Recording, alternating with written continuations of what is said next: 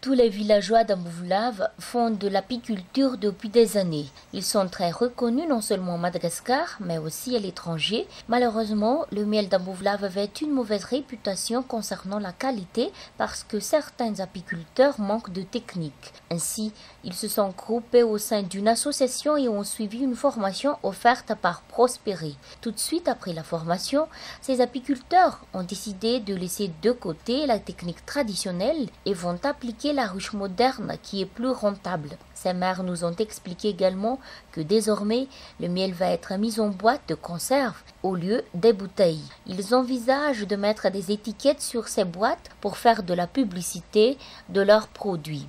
Après Ambouvlave, nous avons continué notre route sur la RN7 et nous sommes arrêtés à Mbalakil où se trouve l'atelier de Madame Bako, mère hôte du programme Prospérer. Grâce à ses expériences en vannerie, Madame Bako a eu l'occasion d'aller à l'île Maurice pour un partage d'expériences avec les artisans de l'île voisine. Après son voyage, elle a offert une formation à ses amis artisans, une formation technique sur le design. Ainsi, durant la foire à la veille du Noël 2009, les maires de Fianarantsoa ont étalé des produits nouveaux à prix rentable, car le prix a augmenté grâce à l'amélioration de la qualité. Si les Fianarois étaient doués en vannerie, les maires d'Ambalavo que l'on a visitées étaient très fortes en tissage. Ces deux femmes arrivent à fabriquer 4 lampes en soie en une journée. Après la formation sur la culture entrepreneuriale, elle envisage de séparer l'atelier du magasin. Ces mères ont déjà commencé à appliquer la technique de gestion et du management parce qu'auparavant,